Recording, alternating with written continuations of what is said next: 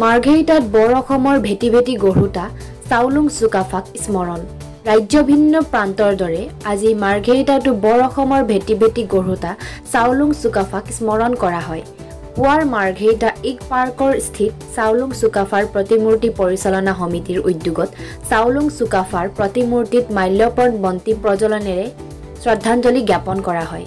বন্তি প্ৰজ্বলনৰ আঁতধৰে টাই ভাষাৰ সংস্কৃতি গৱেষক তথা মাৰ্ঘেৰিটা মহাবিদ্যালয়ৰ প্ৰবক্তা অধ্যক্ষ প্ৰণৱ গগৈয়ে ভিন্ন জাতি জনগোষ্ঠীক সমন্বয়ৰ এনাজৰীৰে বান্ধি এক বৃহত্তম অসমীয়া জাতি নিৰ্মাণ কৰা ৰূপকাৰ অসমীয়া ভাষাক ৰাজভাষাৰ মৰ্যাদা দি ধন ধৰাৰ সুযোগ দিয়া প্ৰথম অসমীয়া চাওলুং চুকাফাক মাৰ্ঘেৰিটাত শ্ৰদ্ধাৰে স্মৰণ কৰা হয়।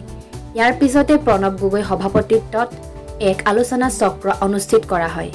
উক্ত অনুষ্ঠানত মাৰ্ঘেৰিটা ভিন্ন প্ৰান্তৰ বহুসংখ্যক গণ্যমান্য ব্যক্তিও স্থানীয় ৰাইজ উপস্থিত থাকে।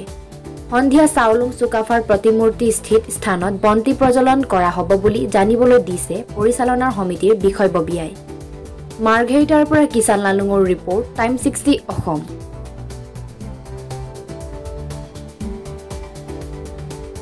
খুবটাং জনাইছোঁ। আজি টাই আহোম পৰিষদে আমাৰ ইয়াত চুকাফাৰ মূৰ্তিৰ ওচৰত মাৰ্ঘেৰিটাস্থিত আমি চুকাফা দিৱস পালন কৰিছোঁ। এই দিৱসটো 1972 চনৰ পৰা 2 ডিচেম্বৰ তাৰিখে সদায় পালন কৰি অহা হৈছে। ভীমকান্ত গগৈদেৱে পোনপ্ৰথমতে এই তাৰিখটোতে চুকাফা দিৱস হিচাপে ঘোষণা কৰিছে। আৰু আমি আকৌ মাৰ্ঘেৰিটাস্থিত সকলো টাই যিমানখিনি আমি টাই গোষ্ঠীয় লোক আছোঁ সকলোৱে মিলি এই দিনটোত আমি উদযাপন কৰি আহিছোঁ।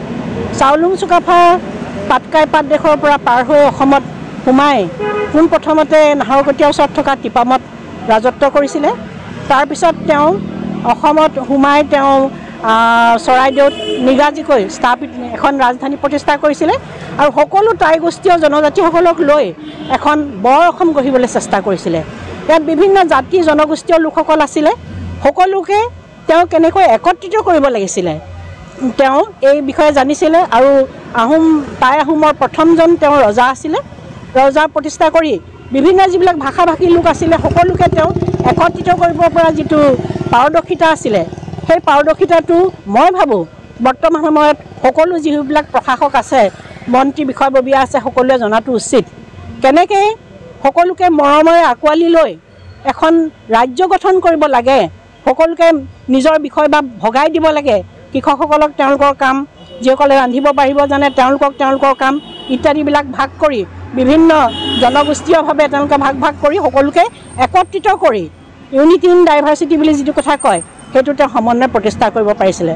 এজন খুব তেওঁ প্ৰশাসক ৰজা, টাই আহোমৰ প্ৰথমজন ৰজা আমাৰ অসমত আৰু এখন বৰ অসম গঢ়িবলৈ তেওঁ চেষ্টা কৰিছিলে। সেয়েহে আজিৰ দিনটোত আমি সকলোৱে মাৰ্ঘেৰিটাবাসী ৰাইজে তেওঁক আমি সোঁৱৰণ কৰিবৰ কাৰণে এই দিৱসটো পালন কৰি আহিছোঁ। ধন্যবাদ। আজি চাওলুং চুকাফাৰ শ্ৰদ্ধাৰ বাবে আজি চাওলুং চুকাফা দিৱসত তথা অসম দিৱসত আমি মাৰ্ঘেৰিটাৰ আঞ্চলিকৰ ফালৰ পৰা আজি বন্তি প্ৰজ্বলন কৰিলোঁ আৰু ইয়াত সকলো জাতি জনজাতি আহিব লাগে কিন্তু অহা নাই। ইয়াত দেখা পোৱা নাই, অকল আহোমসকলে আহিছে, 2-এজন আহিছে।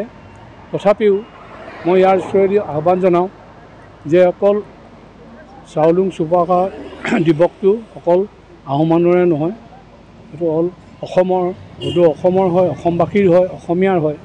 গতিকে ইয়াত যাতে সকলো জাতি মিলি আহি ইয়াত শ্ৰদ্ধাঞ্জলি জনাব লাগে, সেইটোৱে মোৰ আশা কৰিছোঁ। হয়, আজি আপোনালোকে কি কাৰ্যসূচী লৈছে? আজি কাৰ্যসূচী বুলি ক'লে আমি থুলমূলকৈ কৰিছোঁ, কিয়নো আমি ডাঙৰ এটা এইবাৰ মেডামফি হ'বলৈ গৈ আছে ইয়াত, সেইকাৰণে আমি এইটো থুলমূলকৈ কৰিলোঁ। যোৱা বছৰ আমি ডাঙৰকৈ পাতিছিলোঁ, এইবাৰ মানে আমাৰ মানুহো কম, গতিকে আমি অকল বন্তি প্ৰজ্বলন আছে এতিয়া কৰিলোঁ আৰু গধূলিলৈকে 100 এগছ বন্তি প্ৰজ্বলন কৰিব আমাৰ সতীৰ্থবৃন্দই।